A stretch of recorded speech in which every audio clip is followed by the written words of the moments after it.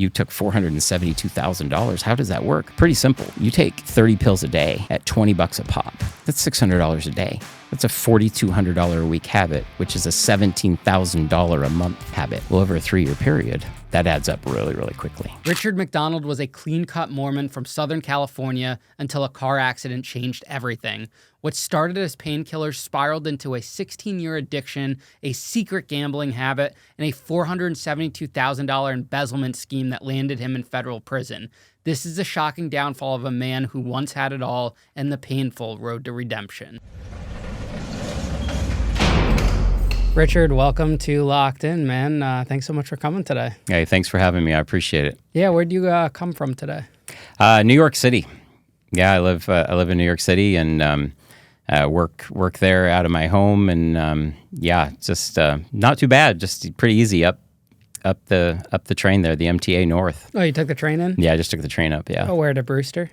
Actually, I went to Danbury, so. Yeah. Danbury is because you have to make a pit stop or whatever. Yeah. In Stamford. Yeah, but I think I probably could have stopped at a different place and probably gotten sooner. But yeah, you could have done the direct line to Brewster. And then it's just it's an Uber here. Brewster to Grand Central is direct. Yeah. They should make a direct one from Danbury. They really should. Yeah, they really should. Yeah. Did you grow up in New York City? No, I grew up in Southern California. Yeah, so I grew up in Southern California, and I'm 51, so just had a really beautiful childhood, great parents. My mom and dad were incredibly great, had a great relationship, and my dad was a civil engineer. He had his own business, and they were just really good to me and my brother and my sister, who are both older than I am. Were you close with your siblings? I was close to them when we were growing up. I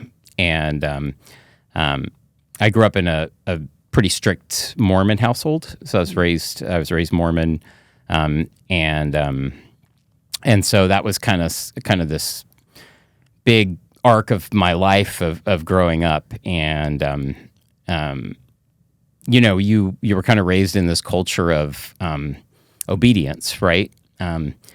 And so it was you're worth what your obedience level is. And so, and I always just, really from a pretty young age, I had a really hard time kind of connecting with that of just this kind of exclusivity to the highest spirituality possible, because Mormons believe that they're the only true church, and that the only way is their way, and so if you drank coffee, you could be considered bad, or if you drank alcohol, or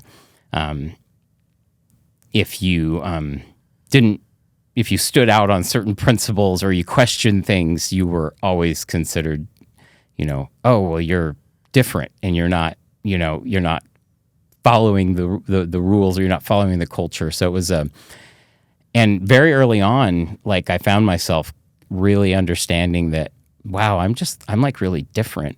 And it really came out when I was in high school. There was a student that I'd grown up in junior high school, and it just became really evident that he was gay. And you got to remember, this was 1990, and it was a different culture. Everyone was making fun of him, and I just felt myself feeling so bad for him. And so at the same time, people even in the church that I knew and stuff like that, they would also oh yeah, he's a lost soul. And so I just knew really on that it was just not something that I was 1,000% aligned with, but yet it's a part of your life. It's a part of everything you are. And so you do what you're supposed to do. And so my older brother served a mission, so I served a mission. And so I went on a mission, served as a missionary for the church, and just kind of further complicating things, because I started to learn things that I wasn't necessarily aligned with as well. I just didn't have the total belief system that I probably should. So it kind of complicated my life and put a lot of pressure on me because I was I was a bad actor, right? I was acting, and you're just supposed to be so committed. You're supposed to be so with it, and there's even a part of like Mormon faith that says, hey, if you ask God in prayer, He'll tell you that the Mormon Church is the only true church and that this is the way, the truth, and the life. And I remember doing that. They call it the promise, and I remember doing that. And you're supposed to get down on your knees and pray, and you're supposed to ask God if this is the only true church, and God will reveal it to you. And I remember doing it, and I felt nothing. But yet there were millions of people in this church that all have said they've had these huge spiritual experiences where God has told them. But yet I continued on.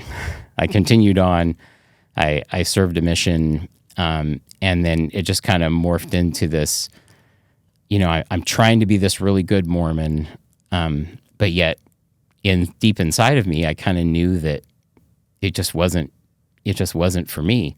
And I'm not saying that it's bad for anybody or it's not for anybody. I just think that it's, I think we're all different, and we all have our own ways. But I just thought that looking back on looking at people because they're different, because they quote unquote sin or they don't do certain things, I just couldn't get on board with kind of this exclusivity to what the truth was supposed to be or the right way. How old were you when you went on the mission? 19. So that's that's instead of college, like you put college on hold? Yeah, you put college on hold for the mission. So did you have plans before you agreed to do the mission to go to college, going down a specific career? Yeah, well, so it was going to be Brigham Young University, BYU in Provo, Utah, and that was the plan. The plan was, all right, I'm going to do my mission for 2 years, and then I'm going to go to BYU. But kind of what happened is my dad got lung cancer, and he got when they found out it was stage 4. And I served the first part of my mission in Argentina. I lived there for about 6 months, and then I had got sick, and so they transferred me to New York City, and so I finished in Brooklyn, Queens, and Long Island. I lived in different areas, and I was doing the mission there. And when I found out that my dad got cancer, and this was like a really, really kind of pivotal time, I really wanted to come home. I would have come home early, but it would be viewed as like dishonorable. And my dad, who was a wonderful, wonderful person, at the same time was also he was very faithful, and he had said, well, you should finish. And I think that's kind of like one of the first things that I realized about, it's okay to have regrets.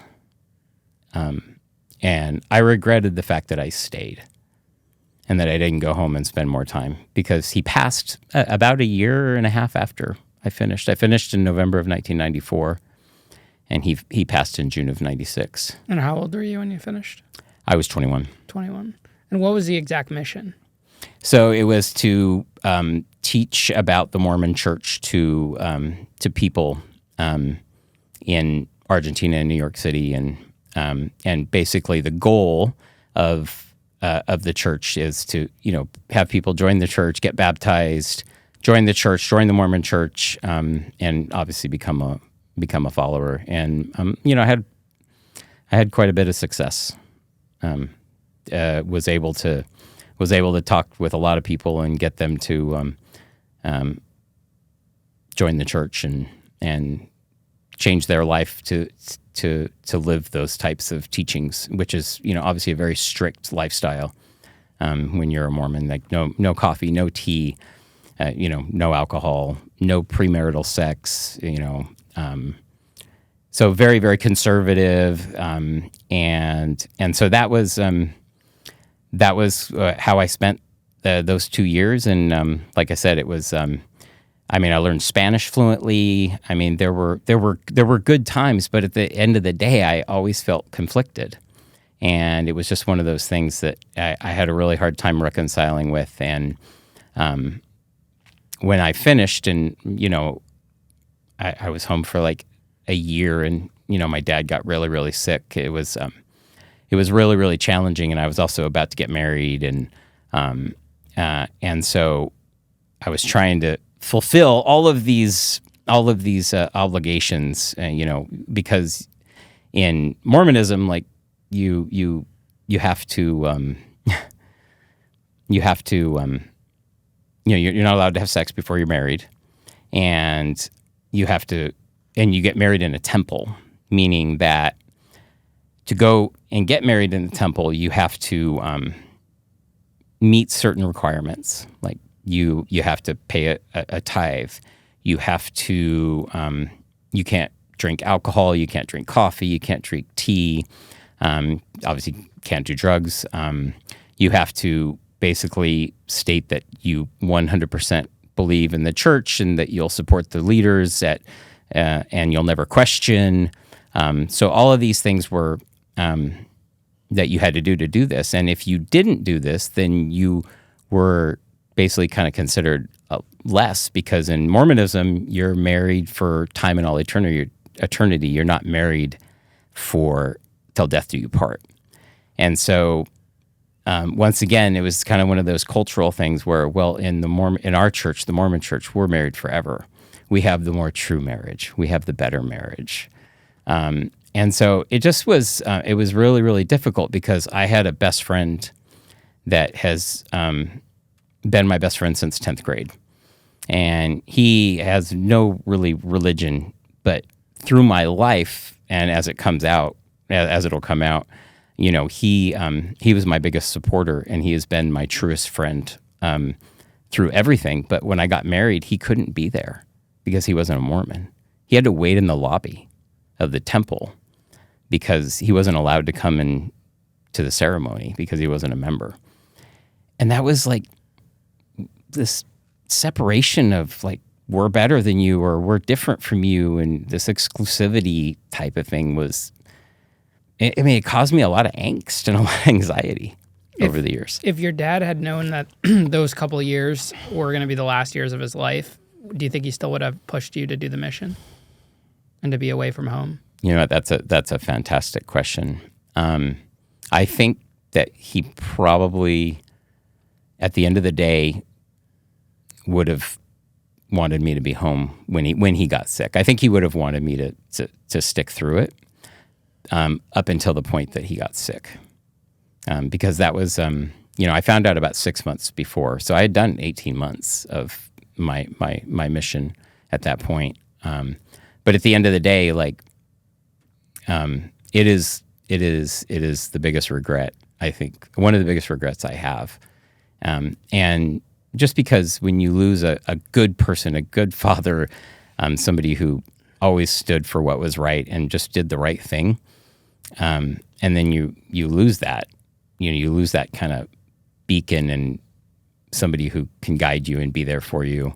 I was just talking to your dad, and he was telling me about how he was monitoring your time, and you're getting transferred all over the place, right?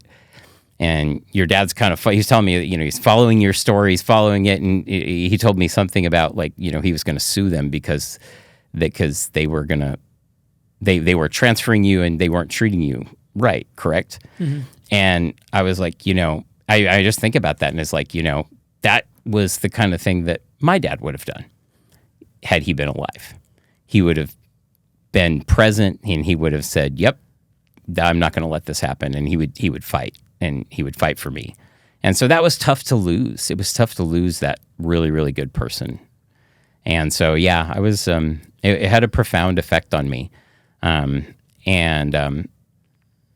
it just was. It was just really, really difficult.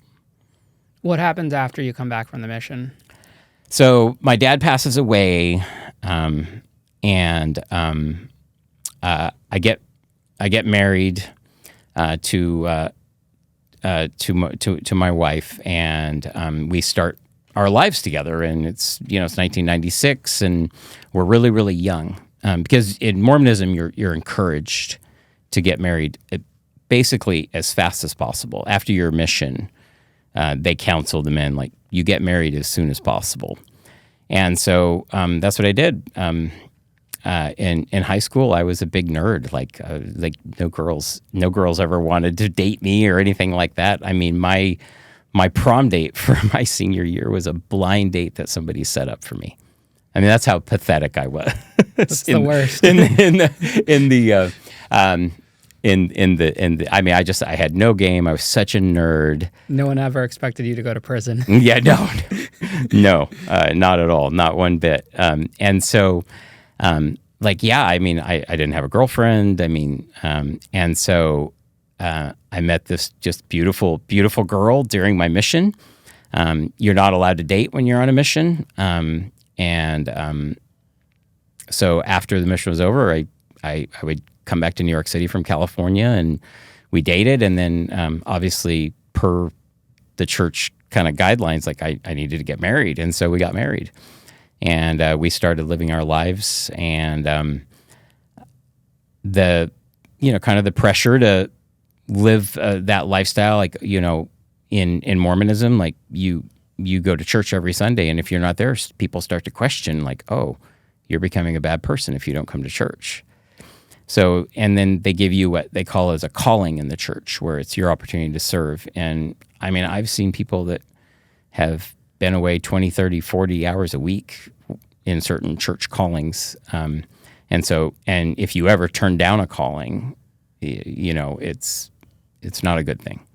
And so, you're trying to do that. You're trying to build a career. You're trying to be this really, really good Mormon. And it just starts to get to the pressure, and the pressure just starts to get to you. And 2001 comes around, and I'm driving, and this lady pulls out in front of me and have a car accident. And it totally destroyed the front end of my Camry, and I had whiplash. Like my neck hurt, my back hurt. And so I wound up going to urgent care, and the urgent care doctor, he says, all right, he gives me this prescription. This is when they would hand you the prescriptions on a piece of paper.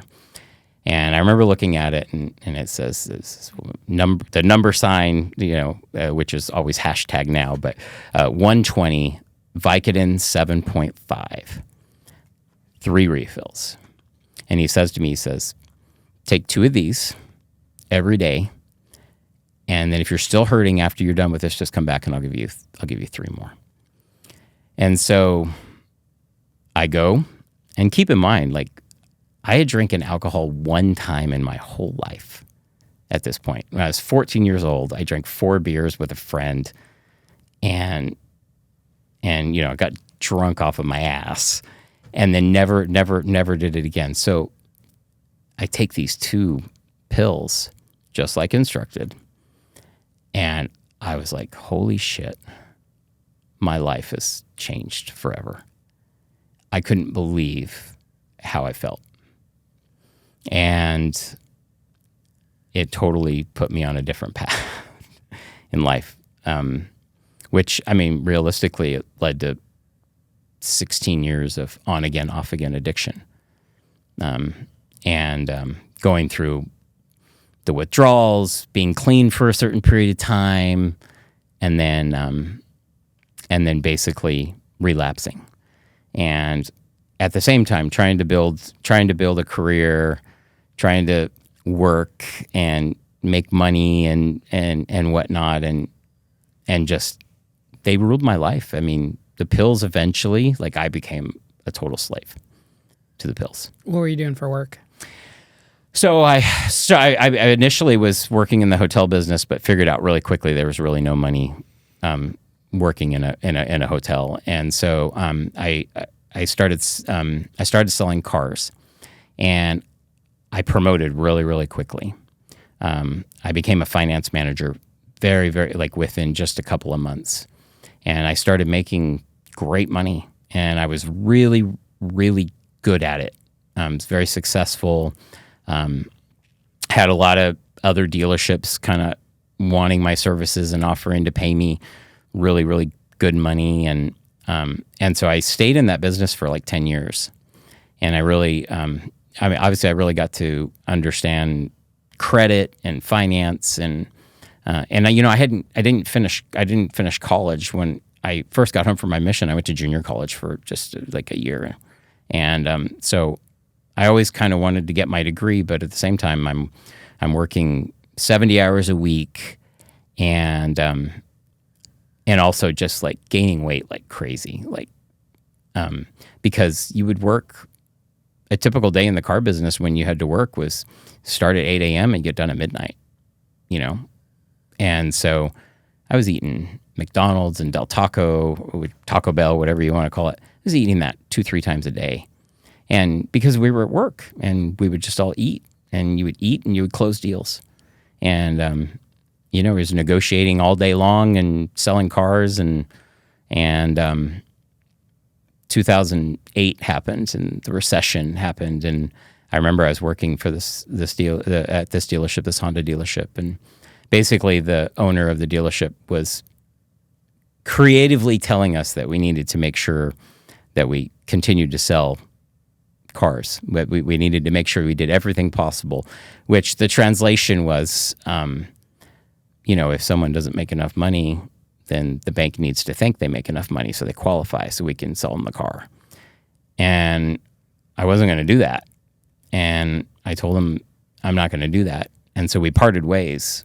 And so I left that job and then did a quick stint at Wells Fargo. Worked for them for about a year. Once again, I literally started as a teller, and I was a branch manager in 6 months. Without a college degree? Without a college degree. Wow. I was getting my degree. I wound up pursuing my degree at Colorado Technical University.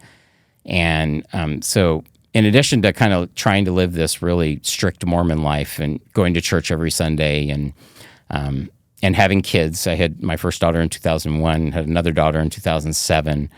I'm also working. I'm trying to get my degrees, which I eventually did. I wound up getting my associates, my bachelor's. I got 2 master's degrees, all at the same time, working full time, and taking drugs, taking pills off and on, going in and out, going through withdrawals, which was physically probably the worst experience of my life. I'd done it a handful of times, and it's got to be the most terrible thing I've ever experienced in my life physically.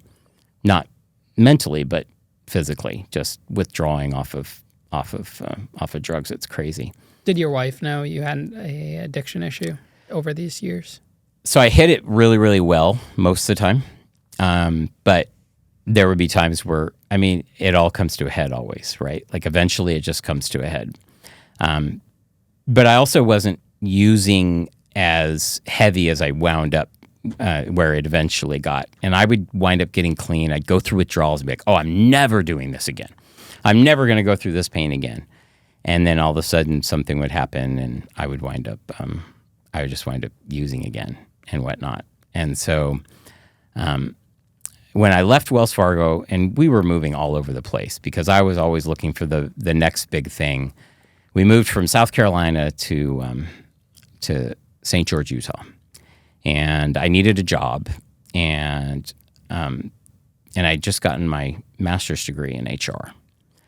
And, and I loved people, and I really wanted to get involved in it. And so there was this ad, and, even in 2013, like, you could still, like, look in the newspaper and stuff for jobs. And there was this pool maintenance and repair company that needed a human resources person. And so I was like, great. And so I went and I interviewed with the owner, and it was funny. In the interview, he asked me if I was Mormon. And I said, yeah, I am. And because I was at the time. And that was a very, very important point for him. And so I wound up getting hired. And the day I started, he calls me in and he says, well, our accountant just quit. And so I need you to be the accountant too. And I said, oh, okay. All right. And I said, so, you're going to pay me $45,000 a year for this job. And he's like, yeah, we're just going to keep it at the same and just have you do the accounting too. And I had never been an accountant. I had no idea. And so I just kind of had to learn on the fly.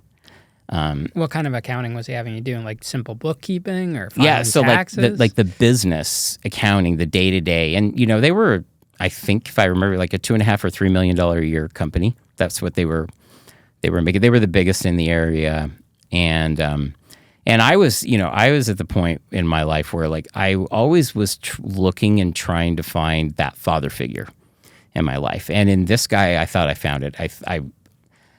I was still battling this. Oh, I just need to please. I need to be a part of the culture. And living in Utah is big time Mormon culture. That's a big part of it. And so I really, really wanted this guy to like kind of take me under his wing, and I wanted to please him, and I wanted to, I wanted to be the best Mormon I could for, so that he would respect me that way. And it just wound up going off the rails, because it just didn't happen that way. It was like he would question just certain things about me.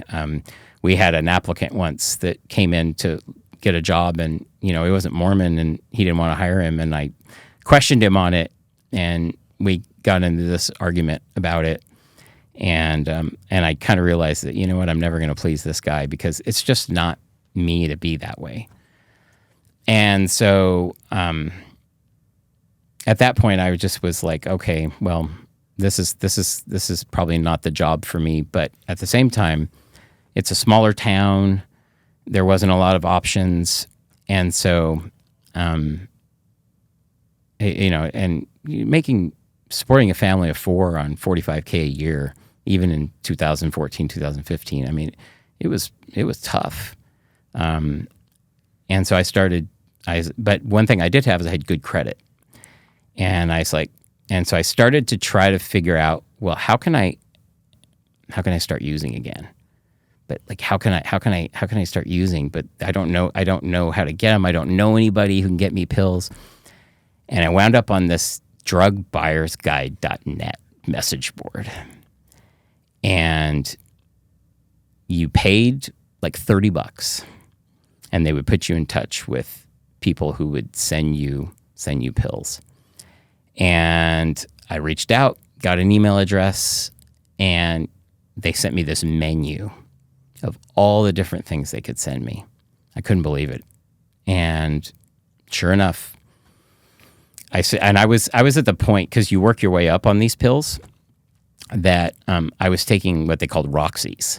These little blue pills at the time. I graduated from Vicodin, which is hydrocodone or Percocet, and then I went up to Roxys. But you take them, and then eventually you build up this resilience, like this tolerance, and so you have to take more and more. And so then I started taking Oxys, but the problem is 80 milligram Oxycontin is $30 a pill.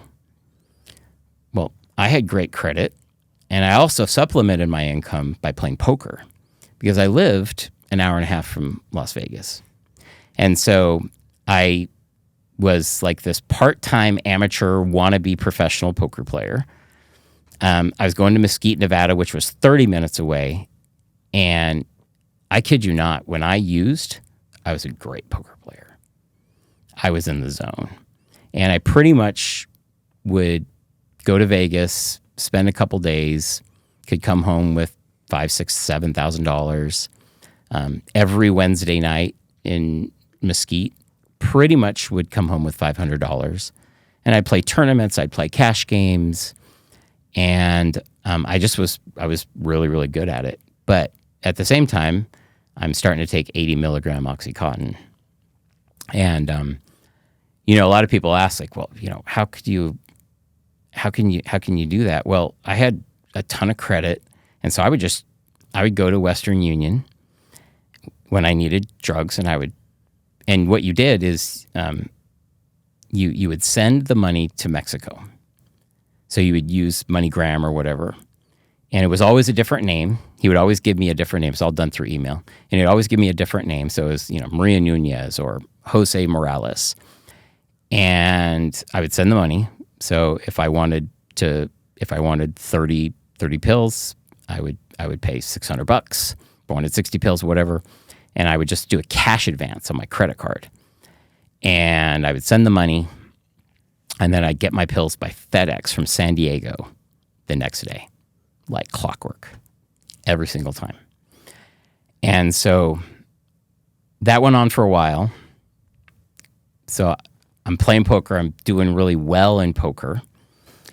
But at the same time, like, we have a family of four. We're trying to buy a house, and, it's just like all just building up at once. And I'm just trapped in this addiction. And so come to the point where I was so scared to go through a withdrawal off of Oxycontin. And I had maxed out my credit cards, and I was like, what do I do? I don't know what to do. And then I noticed and I even questioned at the time, like the owner of the company that I work for, he never checks the books. Like he never reads a bank statement. I produce the income statement, the balance sheets. I do the journal entries, which I knew none of how to do any of this. And, I just basically was self-taught. But he's not checking anything, and I really need to use. And so I had this American Express card, and it had no limit on it. And I remember, and I subsequently did this over a 3-year period, and people kind of ask like, you took $472,000. How does that work? It's pretty simple. You take 30 pills a day, because that's how it got. I was taking 30, 80 milligram Oxycontin a day at $20 a pop. That's $600 a day. That's a $4,200 a week habit, which is a $17,000 a month habit. Well, over a 3-year period, that adds up really, really quickly. And so I basically had this life of poker, embezzlement, addiction, and I'm always trying to figure out, how am I going to get out of this? How am I going to get out of this? And I had my last hurrah. I got approved for this credit card, and I said, you know what? I'm going to play the main event, the World Series of Poker main event, $10,000 buy-in. I'm going to play it, and I'm going to fucking win it. And so I advanced the $10,000 for the entry fee on my credit card, and I entered, and I played, and I had my drugs. I was good, and I went and played, and I'll never forget kind of the turning point of where it all went bad for me. So it's Texas Hold'em, and so I remember the hand. I had ace queen, and and I'm playing next to the guy sitting next to me is like won $15 million or something in his career, and I'm playing with like really, really good players. I just wound up getting put at this really good table, and when this I remember this one really, really aggressive Asian guy sat down at our table, and I got ace queen, and the flop comes out, and it's like ace 7-6. And he bets into me, and I'm like, man, I paired my ace. And so I call him, and then the turn comes down, and it's queen. And I got 2 pair, and he goes all in, which would have put me all in. And this is day 1 of the World Series of Poker. And I sat there, and I was like, you know what? I sat there, and I thought about it. And, of course, I'm high. And I said, if I call this bet and I lose, I'm out. If I fold, then I can still, I'll be down, 30% of my stack, but I can hang in there. And I sat there and I thought, and I'm just sitting there, and I finally made the decision, and I folded. And that very moment when I folded that hand, I kind of folded my life. Because sure enough, he told me afterwards, after we were bagging up our chips at the end of the night, because, hey, I got to day 2 of the World Series of Poker. I mean, that's pretty awesome. Like, sure, it goes to day 7, but on day 2, you get to day 2, that's an accomplishment. And we're bagging up our chips, and he says, yeah, I had 6-7. So he had 2 pair, and I had 2 pair. I would have beat him. And you would have won how much money? Oh, I would have put myself in a position where I would have been in the top 10% at the time of the tournament of all the players, because I would have had easily, I would have been like top 15. Now, I'm not saying I would have won the tournament. I'm just saying that I would have been in a very, very good position to keep moving on with momentum, because I played it by the math. I played poker by the math. I locked in. But yeah, like I said, when I folded that hand, I pretty much, and it affected me because I went home, I drove home that night 2 hours because I didn't have to be back till the day after, and it bothered me beyond belief. And I showed up for my next day to play, and I was done. Within 2 hours, I was out of that tournament. I was gone, and $10,000 just out. And it was just one of those. It was just one of those moments where I was like, "Yep, this is closing in on me. I know it's closing in on me." And sure enough, another few months went down. I kept doing my thing, making my little money at Mesquite, or I still spend a weekend in Vegas and make some good money. But I went on a vacation, and I had forgot to make a payment for the business. And so the owner got a letter in the mail. And your credit line's not paid. And so I get back from vacation, and he brings me in, and he's like, "So what is this?" And I said, "Oh, I thought you knew about this." And he's like, "Oh no, I didn't know that we were even utilizing that credit line, because I had used it. I wasn't using the credit line actually maliciously. I was taking the profits of the company, because for 3 years, the company ran just fine. They maintained their profitability. I mean, we paid all the bills and whatnot. And, and I learned to play the system and make the right journal entries and whatnot to kind of keep my trail. But if you would looked at a bank statement, there's no way you can hide a bank statement. But the journal entries you can hide, because you don't have to input the journal entries for the money you're withdrawing. Well, you can offset the journal entries, which then translate into the income statement. So he never looked at a bank statement, but I would deliver him financial reports. And those could be made out of thin air. The bank statements don't lie, but the journal entry could show a whole different... You can manipulate the whole company finances. So are you using your own personal credit cards and like linking the business account to and just paying them off in full? Yes. Like with Amex, like I have my Amex linked to my business account. I make the payment. So that's what you were doing. Well, and they had an Amex for the business account. But you weren't using that actual Amex. No, I was using my own. But if you looked, an Amex payment's an Amex. I mean, this is a company that was charging $50,000, $70,000, $80,000 a month. Yeah, so if they see an Amex payment, they're not batting an eye. Exactly. They think it's a business one because it doesn't say which one. Exactly. So you made a $10,000 payment to your personal Amex. Came off of the business bank statement. Correct. You weren't entering that on the actual bookkeeping ledger. No, I would just journal entry it over so that it looked like a business expense. Okay. Yeah. Gotcha. And it was at the end of the day, though, that one missed payment on that credit line caused him to look into other things. And when he questioned me about it, I just said, "Oh, I thought you knew about that." And he was like, "Well, we called our accountant who does our taxes, and they said it's concerning." And, they started looking into things, and it's concerning. And I said, "Okay." I said, "I understand." I said, "Maybe I should just quit. Maybe this just isn't, we're just not a good fit." And he was just like, "Well, let's just kind of work through it and see." He at the end, he's a wonderful guy, and I loved him. And a lot of people would be like, "How can you even say that? You stole from him for all those years, and you say that." I really did, and I know that's kind of the strangest thing to say, but I really did. I really looked up to him. And it to this day, like I go to bed every night and I think about like how trapped I was, and how much of a slave I was to these drugs because it didn't matter.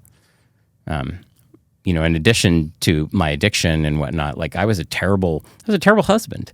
I wasn't a great father. Like, I wasn't present. I wasn't any of these things.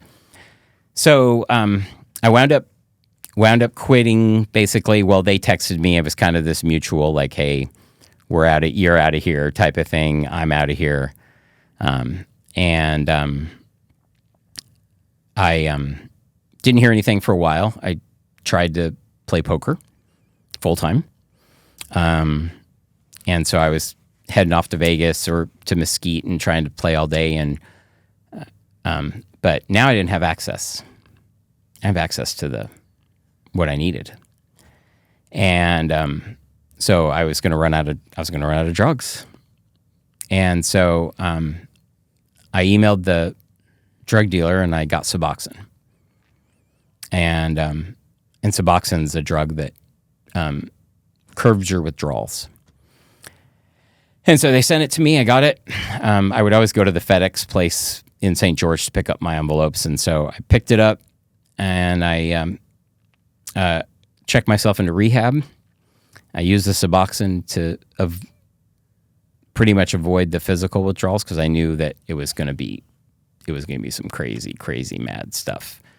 And I went into this rehab called Renaissance Ranch, and broke it to at the time I had 3 kids at the time. I had a youngest, which was a baby, and I had my 2 oldest daughters, and my wife at the time. And I did a 3-month outpatient program, so I would go there in the afternoons and evenings, and I did it for 3 months, and I graduated. And I was still trying to make enough money at poker, but I was not using drugs anymore. I was a terrible poker player when I wasn't using drugs. And so we finally decided that, well, we need to do something else. And so I wound up getting a job in South Carolina as a human resources manager for a textile manufacturing company. And this was but 2-3 months after. And I hadn't heard anything from the business. I didn't know anything that was going down. And so we moved to South Carolina. And I started working there, but I was always checking the state of Utah's warrant. It would be like a daily thing every few hours. I would check see if there was an outstanding warrant for me in Utah because I knew this was probably going to happen. We'd gotten a letter from the business's attorney right before we moved. And it was just pay us or we're going to go to the cops. So at that point, they had figured out how much money you had taken. They audited the books and everything. Mm-hmm. And they were giving you an option to repay them. Yeah, they were basically saying, pay us lump sum, all the money, or we're going to go to the cops. And your wife knew fully what happened? Yeah. You had came clean when you went to rehab? I came clean to her, and so she, obviously, I mean, it's just not good for a marriage. Like, it's just not good. And so, but we, obviously wanted to take care of our family and whatnot. And so we moved, and we lived in this, we rented this home. I got the job. I passed the background because there was no charges, right? Like, so, and they hired me, and just like pretty much a lot of the jobs that I've had, I've been really fortunate. Like, people are pretty impressed. And so the owners of this manufacturing company that I worked at, they were really impressed by me, and they wanted to bring me out to Germany and have me start helping them manage like all their locations throughout the world. And so I was like going to Germany and Slovakia and like, and then we lived in this like little community in South Carolina that 20, 30 houses, but the landscaping was covered. Well, my wife at the time, she had a Ring video doorbell, and these two guys come to the door, and I'm at work, and they come to the door, and she gets on the Ring video doorbell, and they're like, "Yeah, we're looking for Richard McDonald. We're with a maintenance company. He wanted a quote for landscaping," and she calls me and tells me this, and I'm like, "Well, we live in an HOA where they do the landscaping," and so we send the picture, the video to my best friend, from 10th grade, who, by the way, is a welfare fraud investigator. That was probably one of the hardest conversations I've ever had in my life, was telling my best friend, who is a law enforcement officer, that I had committed fraud. That was one of the hardest days up to this point, of just telling him. And of course, he looked at he's like, "Those are cops." And yeah, and sure enough, checked it out. There was a warrant out for my arrest, and so South Carolina was trying to pick me up so that they could ship me back to Utah. And so I had hired this attorney, which, of course, this attorney ghosted me after I paid him, and so I had to get a new attorney. And I got this new attorney, and he's like, "Yeah, just stay at a hotel and then come out to Utah, and we'll get the warrant squashed." And it was, state charges at the time, and so I stayed in a hotel in South Carolina, and then I flew out to Utah. It was like I stayed on a Saturday, and on a Sunday I flew out to Utah, and then I went. They squashed the warrant, and I went back to South Carolina, and my attorney started negotiating with the DA in Utah, and I'm still working. I'm working in South Carolina and doing my trips, and sure enough, I remember, like, my attorney calls me. He says, "Yeah, I think we have a deal with the state." And I was like, and he's like, "You pay your restitution, and they'll agree that you make aggressive restitution payments, and you're good." And I was like, "Okay, great." And then 2 days later, he calls me back, and he said, "Well, they dropped the charges, and it's now gone federal." And I'm like, "What?" And he's like, "Yeah." He's like, "The word on the street is that somebody got screwed over by somebody in town, and not a different case from yours, but they have an uncle that's in the FBI. And so what they did is they took all of the federal case, all the fraud cases above 100,000, and they turned them all federal, so that they wouldn't just go after that one person. And your case is one of them." But what was the federal case? Wire fraud. But isn't wire fraud, because I was charged with wire fraud, doesn't it have to be across state lines? Like is it because Amex was located in a different state and you're paying? Okay. Yeah. So if you were paying like a local savings bank credit card or something, you probably wouldn't have been hit federally. Probably not. Okay, that makes sense. But because it was going, and it was all electronic. Like, I never physically took anything, right? Like, I wasn't like in the safe taking cash, right? And so yeah, it was, and all of a sudden it's like, and my attorney told me, he says, "Look, federal," he's like, they're going to be difficult to get that kind of deal. And he says, "They're charging with one count of wire fraud." And I had 6 charges. Utah had come up with 6 charges, but they were going to make this plea deal with me. And so, but he said, "Yeah, you know what? Like," he's like, "You're just going to have to see how this works. And, there's a graph in your criminal history versus the amount of the offense." And he's telling me all about this stuff. But of course, he's an attorney. I don't have a ton of time with him. He's a good attorney. I mean, but I didn't know anything about any of it. And so, but he told me, he said, "You're going to go to prison." And so I was like, okay. And so this is 2020. This is all going on kind of in like March, April of 2020. And I'm just like, okay, I'm going to go to prison. I got to plead out. COVID is like going all over the place. I'm having to lay off hundreds of people because of my job.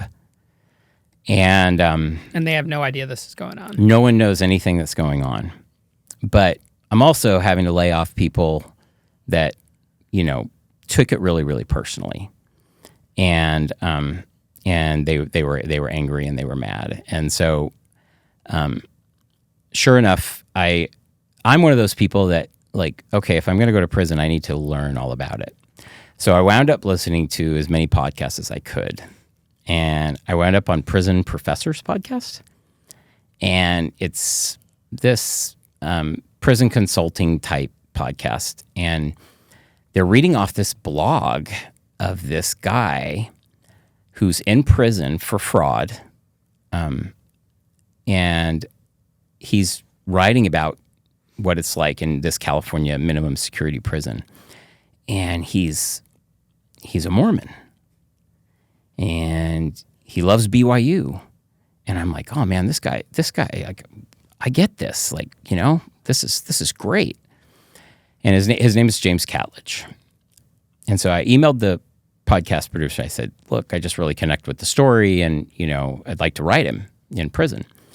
And his mom emailed me, and she said he's actually getting out on COVID. And he had like a 5-year sentence. He had done like, I don't know, 18 months or something. He had like a 5 or 6 year sentence. And she's like, but when he gets out, I'll put you in contact with him. And so he got out, and he called me, and you know, he said, oh, you know, and he was in prison for like $160 million fraud, some Dominican resort in the Dominican Republic, where they him and his partner defrauded a bunch of people out of a ton of money. But like, none of that mattered to me, because you're so vulnerable at that time. Like, I was so vulnerable, like, not knowing what I was in for, and I was starving for information. And so when he called me, you know, it was the kind of this instant, like, I'm going to guide you. This is what he's saying to me. I'm going to guide you. I'm going to stand by you. And he's like, I'm going to help you write your allocution to your judge, and I'll help you find a prison. And so I was like, great, this is fantastic. And so, and I knew that he would make sure and tell me that, you know, what kind of lifestyle that he had before he went to prison, you know, private jets and all this kind of stuff. And you know, that he golfed in the best resorts in the world and whatnot. And so he had said to me, you know, yep, I'm going to guide you right through it. So sure enough, the case comes around, and we're negotiating, and my attorney says, hey, you know, this is how we do this. I mean, you're obviously guilty. You've told me you're guilty. There's not really any play here. So do a C1C plea. And what that is, a C1C plea is where you basically go to the U.S. government and you say, look, get this off your desk. We're not going to fight you on it. We're not going to delay. We're just going to say, yep, we did this, and I'm supposed to get 38 to 53 months. But if we do this, 24 months. And so sure enough, that's the deal we make, 24 months.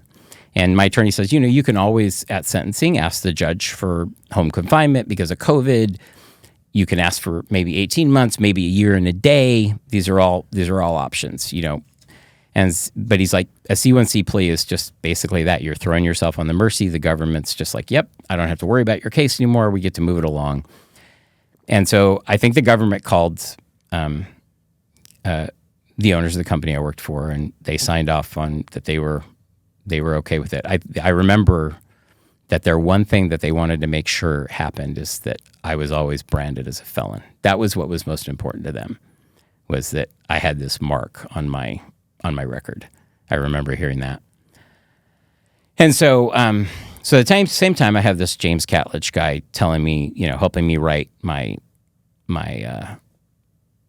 statement to the judge, and you know, he's telling me that, you know, he's in my corner and that he's just gonna, you know, he's gonna guide me. He's gonna be there for me. And so I get up to sentencing, and we've written the statement to the judge, and you know, I had used a white collar prison consulting service as well, but I quickly realized that, you know, they were very interested in me, and then when I paid them, I wasn't really that important. But you know, they were pushing writing this narrative, and you write your narrative, and they write your character reference letters for you. You know, they help the people write them, And I did meet a gentleman who I continue to just have a great friendship with today. His name's Brad Rouse. And he lives in New York City, and he's done time, and he did time in Brooklyn, and he's just a beautiful human being. And he was great at writing the narrative, and he was great at helping me write the character reference letters.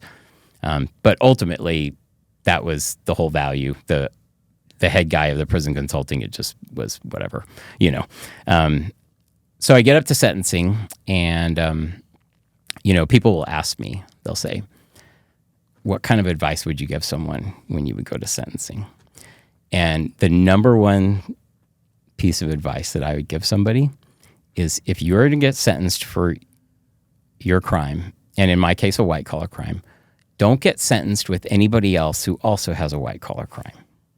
Because we're getting sentenced over COVID, right? Over Teams or Zoom or whatever. And so this lady gets up there, she's in front of me, and she had stolen money from this real estate company. And there was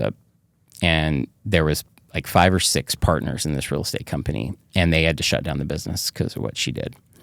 And so she gets up there. So they are pissed, rightfully so, absolutely. And they just let out their anger. And then she gets up there, and she to do her allocution to the judge, and she says, Your Honor, I took all this money because I'm a family person. And I took my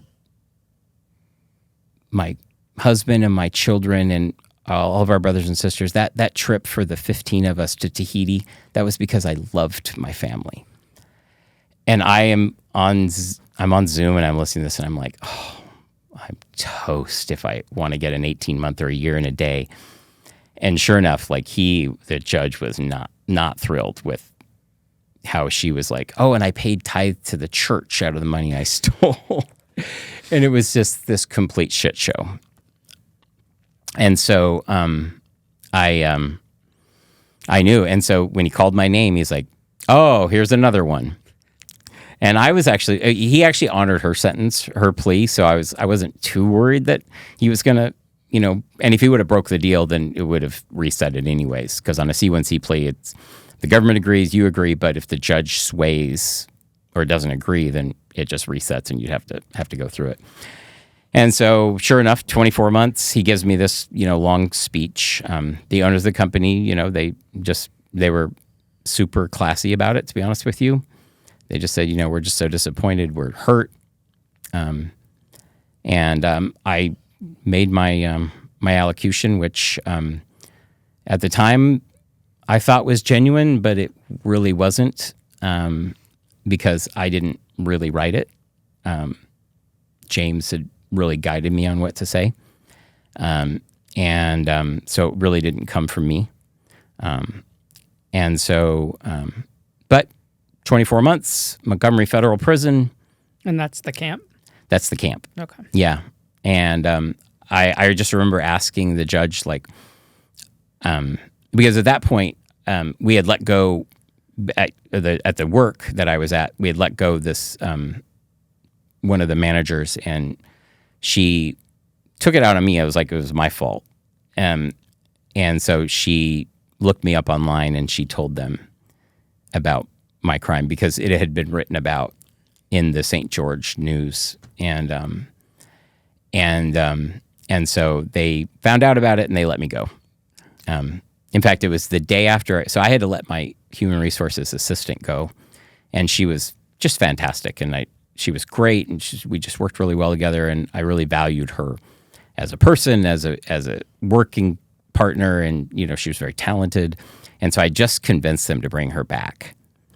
And then the next day, and they took her back, and then the next day she reported me, and then a day after that I was gone. So at that point, it's like, okay, I don't have a job. I might as well just get this prison thing done with. And you were out on bail, so you were going to self-surrender to the Yeah, camp. I was going to self-surrender. Yeah, I was given that to be able to self-surrender. And sure enough, I wound up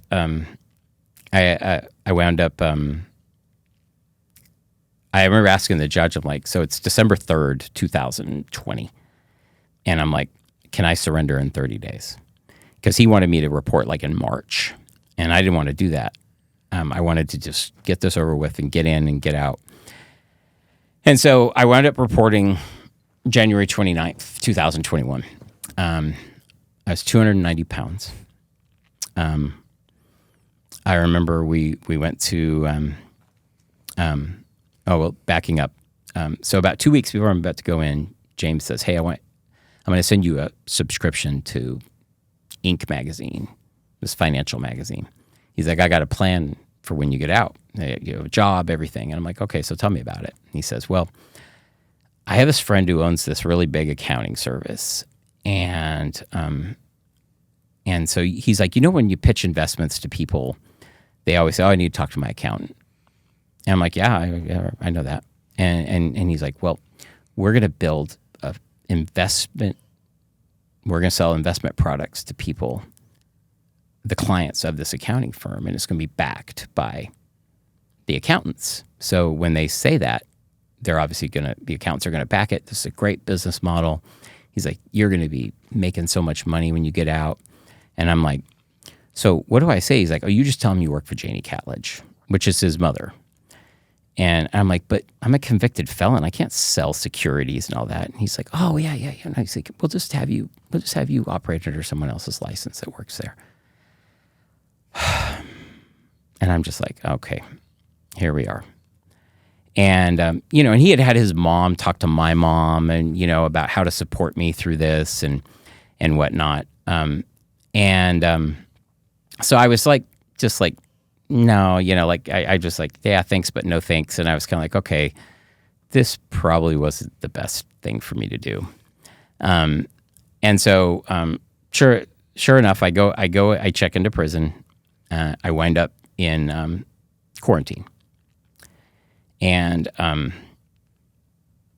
so come to find out that, and this was basically over the next 9 months, and just kind of out of respect for my family and my children, I won't go into a ton of detail, but James Catlage wreaked havoc on my family while I was in prison. Not just my family, but extended family. He inserted himself into the lives of everybody and created a lot of damage, caused a ton of damage. He's a predator. He's, I didn't know what an evil human being was until I met James Catlage. And it was, like I said, it's okay to have regrets. It was a big regret that I let somebody so diabolical and sinister into my life. And, that's a regret. We talk about regrets. And so, he wreaked havoc, and it was really, really tough. So I'm going into prison, and I'm in quarantine. And I remember coming out of quarantine. So I did 20 days in quarantine. And I was by myself. Like, there was nobody. So 20 days, no contact with anybody. Guards would drop off my food and whatnot. And then I come out, and I had talked to one guy who'd been in Montgomery before, like just right before I went in. And his wife told this other guy that I was coming. And so when I came out of quarantine, I met this guy named Stan, I call him Stan the pharmacist. And Stan, we want to be in the same housing unit, and Stan comes up to me, and he's got like gym shorts and a toothbrush, and he's got like this welcome package for me. And I mean, it's really, really, really nice. And we wound up we have this beautiful friendship to this day. But come to find out that, 4 days before this, Stan's son, daughter-in-law, and 4-year-old grandson were killed in a automobile accident. And I still can't get my head around it. Like 4 days earlier, this guy like had this huge loss. And of course they didn't let him go to the funeral. They didn't let him leave. Like, and he's in prison for 36 months for waiving copays for his pharmacy customers, which they called it insurance fraud. Insurance fraud, because he was deceiving the insurance companies out of their. He was enticing people to use their insurance. And he was like a beautiful human being. And I mean, here he is, like 4 days. And he's like, has a welcome package for me. And yeah, and we had that was one of the most beautiful friendships that I had. I basically had 2 or 3 that I made, and I'll get to the main one here in a minute. But that was like Stan the pharmacist is one of the, from Alabama, just amazing individual, amazing human being. I don't know if you had this experience, but like I met some of, like in actual Montgomery Federal Prison, I met some of the greatest people. Yeah, I still talk to a lot of the people I was in prison with. Yeah. You make great connections. Yeah. And I, for whatever reason, gravitated to people like, for whatever reason, like people like Stan that waived copays. Another guy, Casey Connor, he was a partner in an ambulance business, and all his employees were committing fraud, and he was a silent partner. So they got him for willful ignorance. You believe this? Yeah, that's a federal crime. 66 months or something like that. One of the most brilliant people I've ever met in my life, an engineer, brilliant as can be. And then I was actually with Casey, and we were sitting in his, and I just met Casey, and we were sitting in his cube, and this redheaded guy comes up, and he's looking for peanut butter packets, because we weren't going to the chow hall at this point. We were going to, they were handing out sack lunches for dinner because of COVID. And so this redheaded guy, he's looking for peanut butter packets, and so he gets some peanut butter packets from Casey, moves along, and my best friend, who was the welfare fraud investigator, remember, he was sending me $100 a month every month, like clockwork. Him and my sister sent me money, so I always had money in my commissary account. And so I was like, you know what? And they told me, oh yeah, this guy, he just eats protein. And so I was like, yeah, I'm going to buy this guy a couple jars of peanut butter. I really, I wanted to help people where I could. And so I got this guy 2 jars of peanut butter. I had no idea who he was. And I just sat him on his desk. We lived in the same wing, and so I sat him on his desk, and I just left him a note. I knew his name was Greg. And and so he got the jars of peanut butter, and we were out on the yard, and he came to me and was very, very thankful for it. And then we started walking, and the first walk was 2 hours, 2.5 hours, and it was just about life and family. And, at this time I was losing my religion. I was losing my family. I was at this place where, like, I was pretty distraught. I was fat. I was ashamed. And, this guy, Greg, he was just, you could tell he just really wanted to understand and know about my story. And we talked through, what life is like when your marriage is crumbling, and when your children have lost respect for you. And, he's just talking me through that. And we just developed this really, really strong connection, because he really cared. And I could tell that he was genuine. And we just started talking about all sorts of things, but we didn't talk anything about business for like 2 weeks. It was just personal and kind of things that we liked. We kind of both liked the same type of music and whatnot. Well, he finally gives me his book. He'd written a book.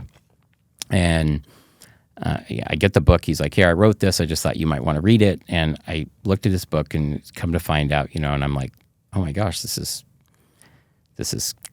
and I didn't know who he was before, but it's Greg Lindberg. And he, his story is basically, he graduated from college. His parents gave him a $5,000 gift upon graduation, and he built it into 130 companies, billions of dollars. And he was in prison for bribing the North Carolina Department of Insurance commissioner. And so when he starts to tell me about his case, I couldn't believe it. Like, I couldn't believe the case. I was like, this is ridiculous. And the case was, so he had acquired companies and he was ultra successful and decided, and he saw what Warren Buffett did, right? Like, Warren Buffett acquired all these insurance companies and was, super, super successful. And so Greg decided he wanted to get in the insurance business. So he spent 2 years investing in research on how to do this. And so he went to the North Carolina Department of Insurance and he said, here's my plan. I want to acquire insurance companies and I want to be able to bring them here and have them here in the state of North Carolina. And I'd like to invest the reserves into other companies. And so he vets out this plan. The North Carolina Department of Insurance approves the plan.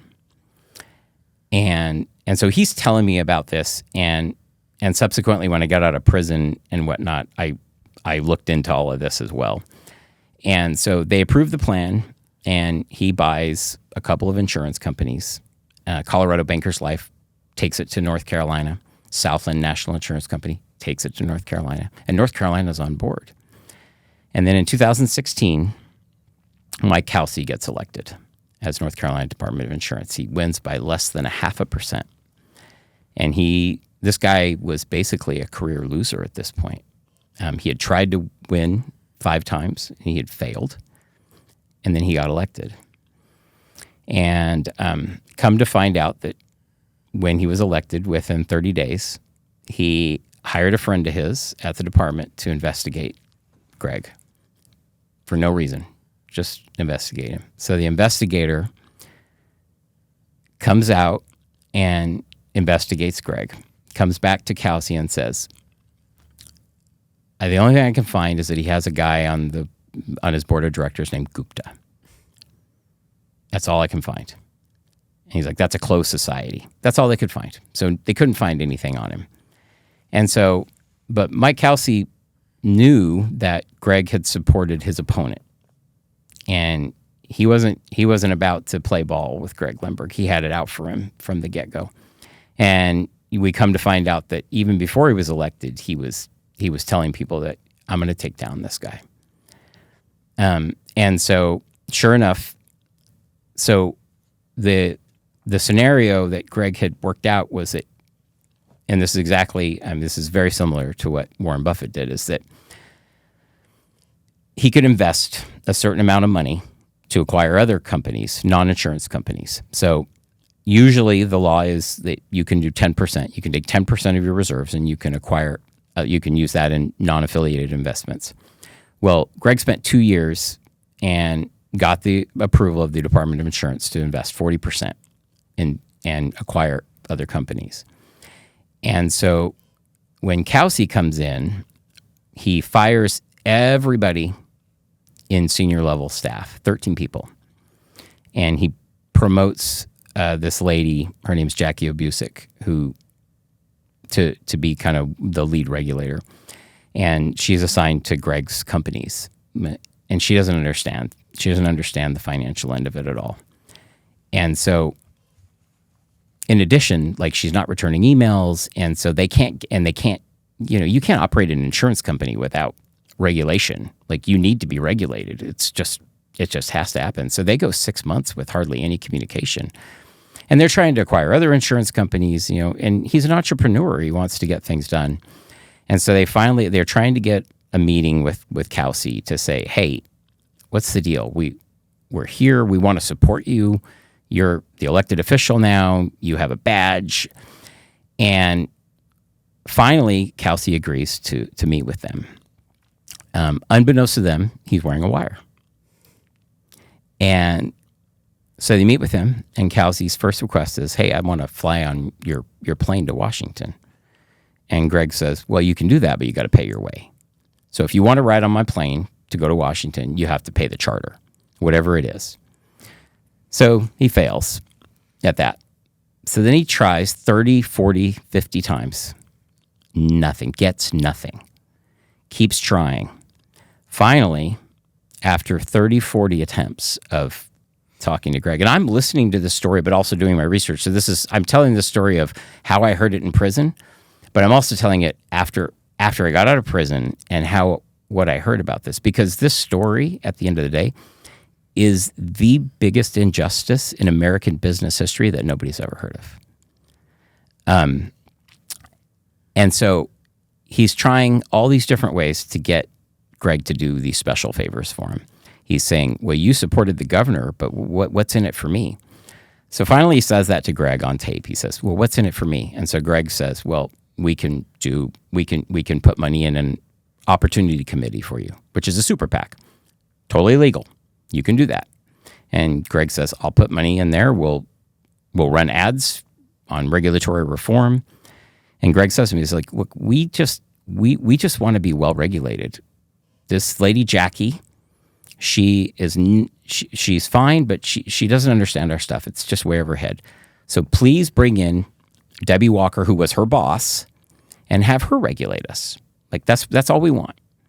We just want to be well regulated. So Kelsey goes away again, doesn't get anything. And so then he finally comes back and they have another meeting and he says, well, he's like, well, how about, he's like, these opportunity committees, these North Carolina PACs, like they do nothing for me. He's like, how about something in an account I can control? Like my personal checking account. And Greg says, we can't do that. We can't do that. And so he goes away again. And then they decide that they're going to, okay, we'll take a donation to the North Carolina GOP. So Greg is going to donate $250,000 to the North Carolina GOP. And then the chairman of the GOP is going to then send that money to Kelsey's campaign account. So in North Carolina, that's a civil violation, meaning you'll get your hand slapped, right? But on a federal level, that constitutes bribery and honest services fraud. Sounds like entrapment that he was in. Totally entrapment. And so they took him to trial because Greg Lindberg's not the type to just be like, oh, he's not going to do what I did because he didn't do anything wrong. Yeah. Like at this point, you make a campaign donation to the North Carolina GOP. At that point, you send the money, it's out of your hands. You don't have anything else to do with it. And so Robin Hayes, who is the chairman of the GOP, he's the one who transfers the money. And of course, he takes a plea deal. And then they go after Greg. They go after the successful entrepreneur. Mm-hmm. And he goes on trial. And he gets an 87-month sentence. And you meet him in prison. And I met him in prison off of that case. And so I spend 8 months in federal prison. Why so short of a time when you got 24 months? The CARES Act, COVID. And so and I had done 3 months in RDAP. Like I was going to do the whole stint. Without COVID, I was going to do RDAP, and I maybe would have done 12, 13 months there. But under the CARES Act, you get to go home early. So I was going to go to 7 months of home confinement. But keep in mind, because of James Catlage, like everything was, he had left a chaotic situation at home. So it was going to be a tough role on home confinement. But, Greg was there for me. Like he was listening to me and we were talking through like how to go through that and how to really reconnect with my children. And he just was so supportive. And so we wind up having to go into quarantine when we leave. Right. And Greg was one of these people in the prisons that like, he didn't break any rules. Like he was always doing, he was always teaching classes and he was always following the rules. Like he would never do anything that was even close to breaking the rules at all. And so he comes to quarantine, but you're not allowed to be in quarantine, right? Like we're quarantined. So he comes to the door and he knocks on the door.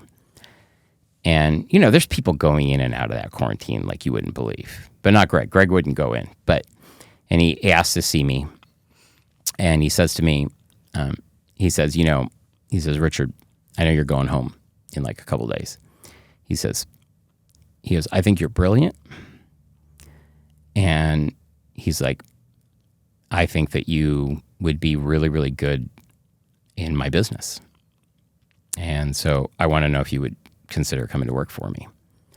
And we could work together. And, he's like, I'm going to be here obviously for a certain amount of time, but like, here's the people that you can contact. And, and I, of course, was blown away. I was like, of course. I mean, this is a person who's shown me so much compassion. And I had this one experience when I was in the chow hall when I was washing dishes, right? That was my first job in prison. That was my first job. Was it? Yeah. I think they stick all the newbies in the dish room in the kitchen. I mean, at the prison camps in the kitchen. So I was pots and pans, meaning we didn't get to work until the breakfast was over. But yet we still had to be there at 3 a.m, but breakfast was from 6 to 6:30, right? But we had to, so they were going through getting their food. And this guy, probably in his late 50s, he starts having, he's struggling physically. And I'll never forget this. I'd been there like 2 weeks. I was like 2 weeks out of quarantine when this happened. And the guy is like, needs to sit down. And so the guard is like, what the fuck you doing, man? And he's yelling at the guy. And he's like, you can't sit there. He's like, go sit over there. And so the guy moves himself all over there, and and the guard's like yelling, and he's like, this stupid motherfucker, complaining. Well, 2 minutes later, the guy peels over, and he starts like he's having convulsions. And so me and this other guy named Omar, really beautiful human being, really great guy, we're like, this guy's having a medical issue. Well, he winds up dying. Had a heart attack right there. They didn't call medical for 5 minutes. He yelled at the guy for 5 minutes to get up while he was dying. And that was like wild to see that. Yeah, your second week in prison. My second week. And let me tell you, Montgomery Federal Prison was a cakewalk. Like it was easy. It was like going to this adult daycare where they treated you terribly. Like the staff was mean to you. But seeing somebody lose their life like that, that was rough.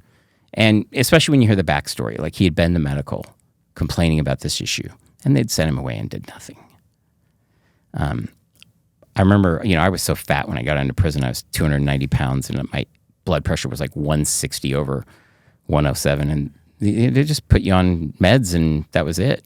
And so in that 9 months that I knew Greg, we talked through that kind of traumatic experience. And then, I was walking a ton and had the little black M3 player that I downloaded music on and whatnot. And I wound up losing 70 pounds in the 9 months. So I was 290, and when I left, I was 220.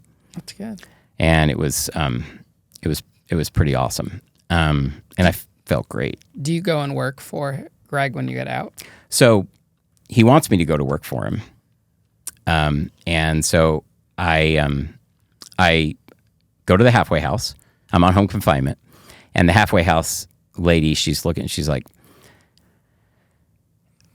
you can't work for this guy because you're both in BOP custody. And I'm like, well, I'm not working for him. Like, I have a manager that I would be, working directly for no, you can't do that. So I wasn't able to work for him. Well, one of the things that Greg had done when he was in prison is he established a nonprofit from prison called Interrogating Justice, which is which I think you'll appreciate this because it's a reentry resource. And there's 400 pages of different state resources for people who are looking for housing, employment. And Greg was putting, money into this nonprofit, which of course I'll get to how the government shut it down. But it was a great 400,000 website visitors a month. We're really, really gaining. So I started writing articles because as additionally giving resources, it was kind of like I was writing a series about what prison food's like, what it's like to be in prison, all of the kind of things, just from a camp perspective. And I would actually write that. This is, I have no idea what it's like to be at a low or a medium or a pen, but this is what it's like in a camp. And you were paid for this? I was not. Oh, so you were just volunteering your time. I volunteered to be to write for this because one of the things I wanted to do when I first went in there is I thought it would be cool to have a nonprofit that was kind of like a prison consulting nonprofit. And then I kind of figured out that was just like a really big business. It was just like everyone was in business for that. And so it didn't really get much past my thoughts on it. But so I volunteered for that. But I knew that when I was going to be done with home confinement that I wasn't going to be, that I needed to be in a different place than I was. And so through Greg's attorneys, he wrote me, he says, well, I really could use somebody in New York. We've got these different things that we're doing, and you'd be really great there. And so the minute that I got on supervised release, I transferred from South Carolina to New York. And your family was okay with moving to New York? No, my family didn't move to New York. So you moved on your own? I moved on my own. Yeah. We were we had ended our marriage, which was tough. It was tough. But like I said, I was a terrible husband. And I think if you asked her, she would say that that we both struggled in our relationship and being there for each other and whatnot. So I moved to New York. And they had no issue with it. Like I was in the Southern District of New York. It was kind of like, who are you? Like they did one apartment check, and I never heard from these people. Like they just were like, and I mean, even in the camp, and in no way whatsoever am I minimizing what I did, because it, like I said, it haunts me still to this day. Every night I think about it. $472,000 is a lot of money to me, but when everyone I was in the camp with, I mean, I was the lowest. I was the lowest one. Yeah, like, me and you both. Yeah, 10 million, 5 million, 3 million. I mean, it just was millions and millions of dollars. Yeah. I mean, you were close to me, right? Yeah, I was about 490. I'm down to 199 now. Oh, that's great. Yeah. That's great. And meanwhile, you got Billy McFarland from Firefest walking around New York City on TikTok talking about how he's tried to sell Firefest now. And to raise the money. Bro, go work a normal job, man. This is not working out. You owe $26 million. I know. James Catlage, funny, this story about him is he had, I think it was 60 million or 80 million. And he would brag to me on the phone before I went into prison that he only had to pay $1,000 a month. Yeah, that's what I know people that are like that owe $10 million and they're paying $100 a month. Yeah. They don't care. Yeah. And you know what? I call the court every month, make my payment. And, I don't know if my victim is getting it. I have no clue. And it's not my place, right? Like I fulfill my obligation but I will tell you, like, one of the greatest days of my life, and this is kind of like a post-prison supervised release fantasy that I have, is the day that I get to walk into his office and show him a copy of a big lump sum cashier's check that pays that off. How much are you paying a month now? So the minimum I have to pay is $400. And that was one thing. James Catlage thought that was the greatest thing in the world, that I had a $400,000 restitution and his was $60 million and his payment was $1,000 and mine was $400. And I just was like, whatever, I try to pay as much as I can. How much do you have left? Gosh, last time I checked, I don't even know. It's still too high. It's probably north of 4 still. Still in the 4s. Yeah. But it is just one of those things that, every day, like I think of that day when I'll be able to go in with the copy of the cashier's. It's like, I just gave this to I guess it's now, I guess it's the financial litigation unit now. Do you think that's how you make amends with them, or is it more than that? Do you think you should call them and talk to them, or do you think that? I think in their mind, that will be the amends. And it's important to me to respect their feelings, and it's important to me to pay it,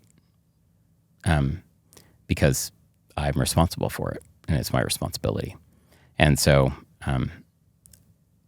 every day I think about it, like I said. And, there are two things in prison that I did before I went to bed, as I thought about that. And then I thought about my, at the time, my daughter was 4. My youngest daughter was 4 when I went in, and she's now 8. We had this ritual, and we still do this to this day. And she's with me for the summer, is we say, good night, sweet dreams, I love you, kiss. And I would say that in prison every night. Every single night I would say that when I go to bed. Just in honor of my youngest daughter, and really in honor of all my daughters. But that's what we did and I still do that to this day with my daughter. Have you talked to your kids about prison? Yeah, quite a bit. Are they receptive? I think to a point they're receptive. I think that in their mind, just because of it was so hard when I was gone, given just the third party trouble that was going on, and that they just want to kind of move on. And I understand that. I get that. But I can't move on because of what happened with Greg. Like, when I discovered what the government had done to him, I couldn't stay quiet. Like, I can't stay quiet. And so I finally start working for Greg, and then he gets released on appeal because the judge told the jury, he gave them improper instructions, basically said, well, you have to convict him based on this. Well, you can't tell a jury how to deliberate. And so he gets out on appeal, and he's released from prison, and we start working together, not person to person. He's in Florida, I'm in New York. And so one of the things that happened with his insurance companies is when he got charged, they also started to come after the companies. So you have this new insurance commissioner, and you have basically taken a lot of loans out on your company to buy other companies. And so Greg Lindberg, he adopted, so Warren Buffett's philosophy was, it's called affiliated equity, meaning he would take the profits of his insurance companies and he would invest it into the stock market and buy unaffiliated companies. Greg took an affiliated debt approach, meaning he would put together loans to where the insurance companies would loan via a special purpose vehicle, loan the money for his companies, for him to go acquire companies, non-affiliated companies. Like I said, approved by the previous North Carolina Department of Insurance. And so when you do that, and we're talking hundreds of millions of dollars, right? And you go make these acquisitions, the payback period, just in a traditional M&A type of transaction, the payback period is 10, 15 years. So Kelsey gets in there, and he's trying to get him to bribe him. He's not giving him a good regulator who doesn't understand this at all. Kelsey comes to him and says, I want all these loans that you've taken out on these insurance companies. He's like, I want them payable within a year. Well, you can't do that. Like, you can't make, when you go acquire a new business, they just doesn't grow that fast.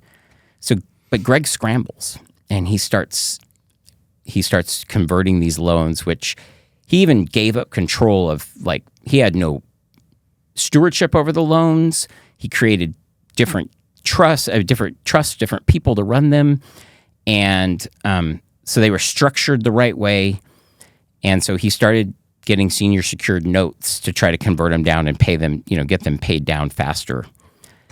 And Kelsey agreed to it, and he started doing it. And he started to follow the rules like he always has. And he's adjusting all of these 10, 15-year loans that he had taken out against his insurance companies into these senior secured notes. And he's securing them on like 5 years. And then Kelsey comes back to another one, and this is right about the time where they're about to indict him on the bribery charge, and says, no, I want them payable in 1 year. And Greg says, well, okay, and he's trying to make it work. And Greg had also pledged his whole net worth as a personal guarantee, so he knew that he would be able to cover it. And so in 2019, Kelsey decides to place all of his insurance companies into receivership. So he takes the companies from Greg, even though he's paying, meeting the obligations, every annuity is paid, every claim is paid. And Kelsey takes control of the insurance companies, and he stops paying the policyholders. He hires a group of receivers, basically to rehabilitators, right? Hires this group of rehabilitators to oversee these insurance companies and quote unquote rehabilitate them, right? And so Greg loses control of all of his insurance companies. And this is $600 million in insurance companies. And with about $1 billion in debt, like $1.2 billion in debt on them. And he takes them from him, stops paying the policyholders, and then says, hey, I had to do this because he's committing fraud. Well, there was no fraud at all whatsoever. And he hires and coordinates all of these receivers who come in, rehabilitators, and they are a group of individuals that the first person's Mike Dinius, and then another gentleman who comes in, Wes Camden, who ironically used to be Greg's attorney, and now he's now the attorney for the rehabilitators, which I don't know how in the world that happens. And they hire this management company called M3 to take all of his non-affiliated companies. So his insurance companies, they're being managed here, but then they create this new hold co. They call it new hold co. And they take, I think, 100 of his companies to start managing those. So they put them all in trust and they take them away from him. And they start managing those. So, but the whole point is, hey, we need to rehabilitate these. We need to figure out how much money is owed so that we can get these loans paid off and move forward. And what happens is it's been 6 years. They've had control of them for 6 years. There's a group of about 10 people that have collected $150 million in fees. And they haven't paid the policyholders. Now, Greg, when he had control of the insurance companies, he paid the policyholders. But these people have collected $150 million. Imagine that, $150 million. And they set up a structure to where they can spend whatever they want, and they don't have to get permission for it under $250,000. And anything above that, they just have to get approval. Well, Mike Dinius is approving all of this. They're all approving it amongst themselves because the board that's overseeing the insurance companies, these other group of companies, they're all affiliated with each other. There's one guy that's on the board of this new holdco, which controls all the non-insurance companies.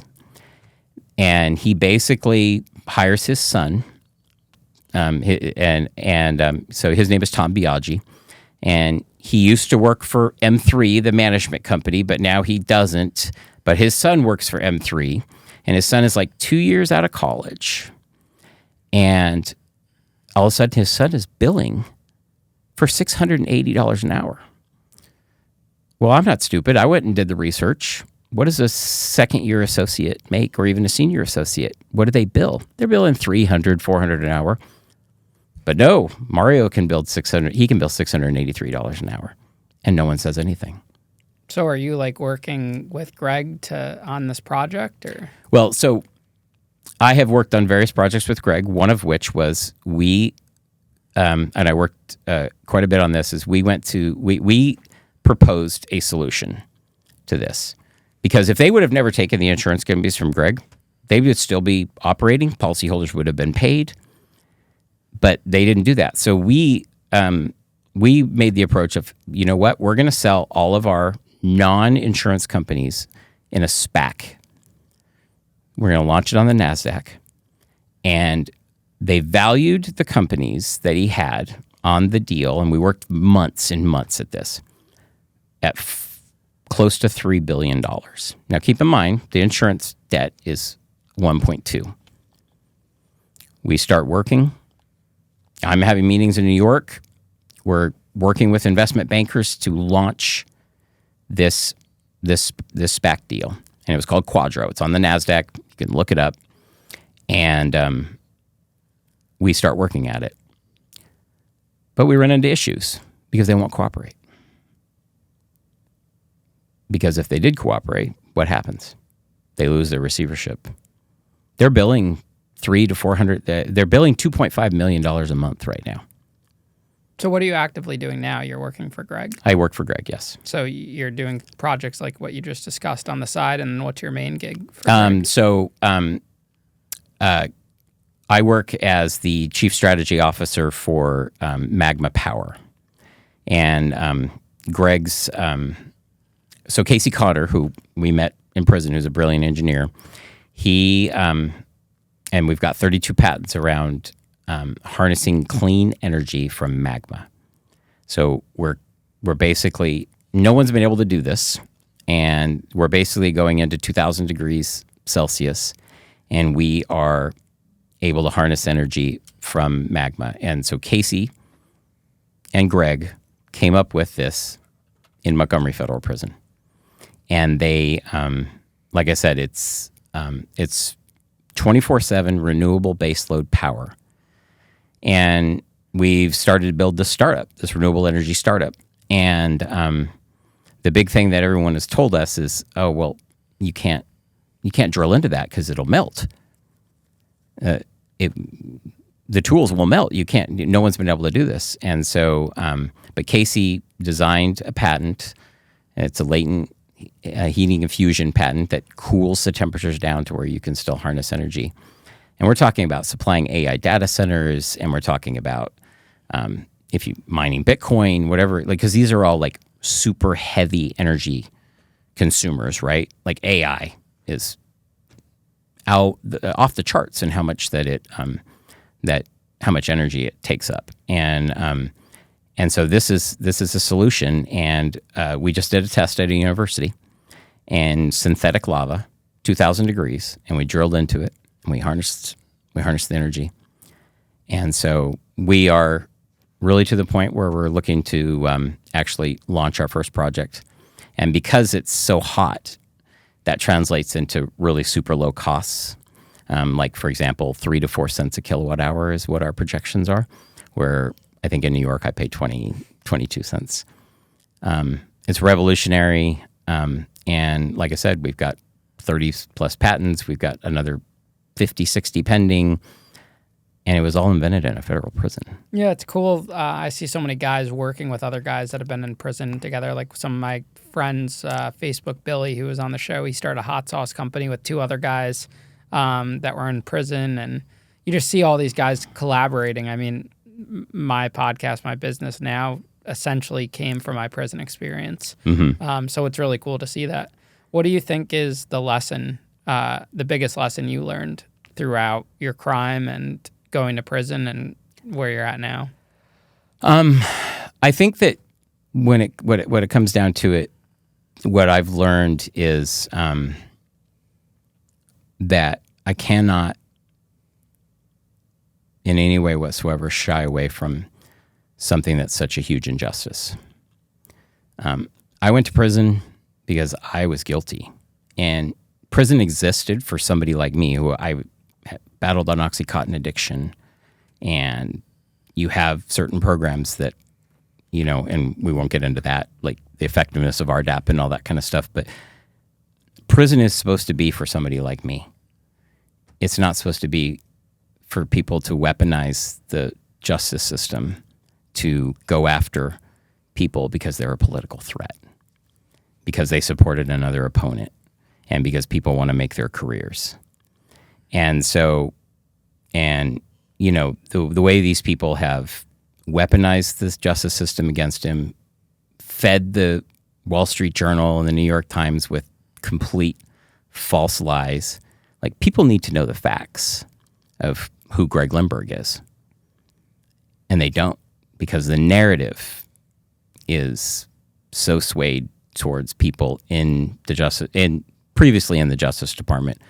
I'm actually really, really encouraged by like somebody like Savannah Chrisley, who has advocated so much in terms of criminal justice reform. I don't know if you've seen what she's done lately, but I mean, she got her parents' pardon, but she worked hard. Like she went to Washington and she knocked on doors and she just worked really, really hard. And so somebody who you know and I know, Amy Nelson, she is starting the Clemency Project, and it's a brand new project to help support clemency. And Amy's leading it up, and it's launching. I believe it's launching by the time this probably goes on. It'll have been launched, and we've submitted Greg's case, and we're hopeful that it gets accepted. Amy's a tremendous human being. She's been through. You talk about weaponization of government. I mean, that's kind of she's been through it, and but she's involved in this project. We're hoping that Greg can be on that, because if there's anybody who's a victim of the